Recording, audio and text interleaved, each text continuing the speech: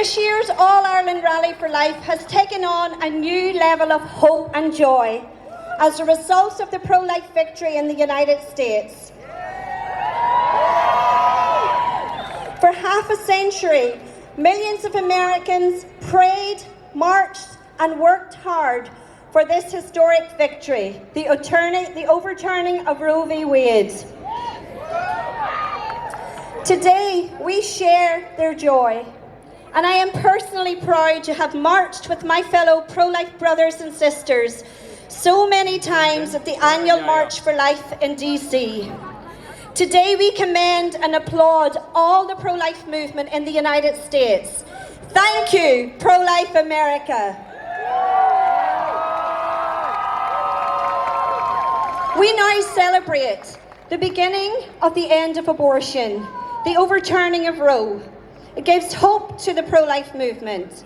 When the personhood of the unborn child is recognised, then abortion, the killing of children in the womb, collapses.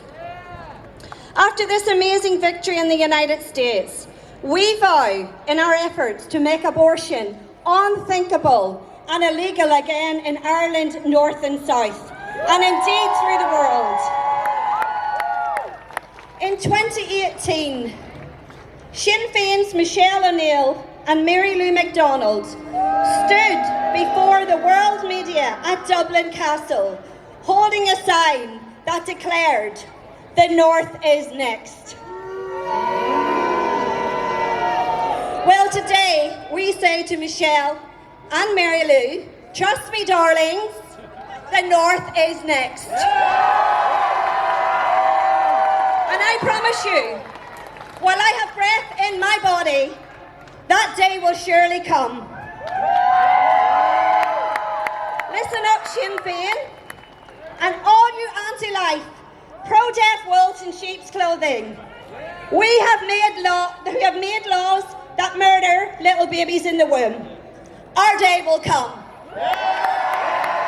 Shucky Arla, Sinn Féin, our day will come. So join me today in making a declaration to the governments of the world, and indeed our own government in the North and in the South and in the UK, that Ireland, North and South, that the UK, and indeed we say the world, is next. That every unborn child in the womb will be safe from the horror of abortion. When I was preparing to speak here today, I was reminded of an anonymous quote which I think you will all love. First they ignore us, then they laugh at us, then we win. Yeah!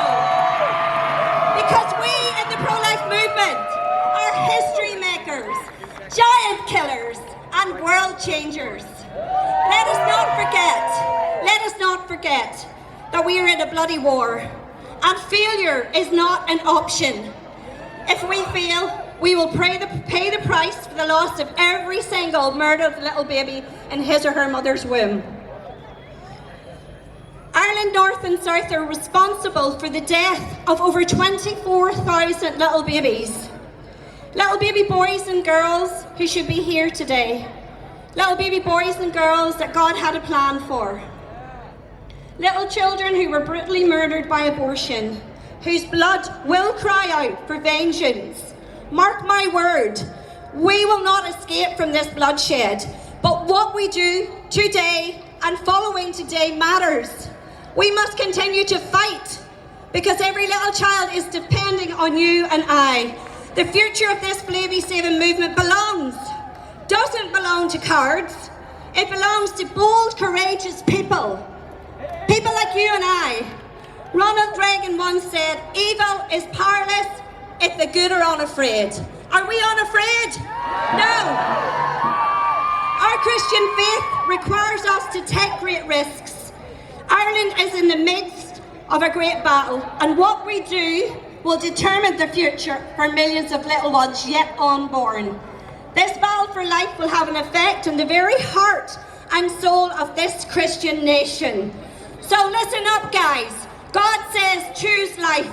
He says in Deuteronomy, today I've given you the choice between life and death, between blessings and curses. Now I call on heaven and earth to witness the choice you make. Oh, that you would choose life. Today, we choose life. Today, we choose life. Today, we choose life. So I'm going to finish. We are called to endure, to be steadfast, and to persevere.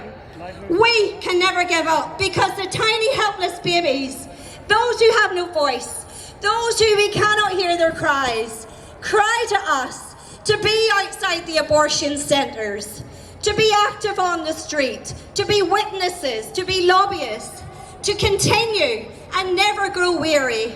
Because I'm leaving you today that we will never give up, because our day will come. Chucky our love.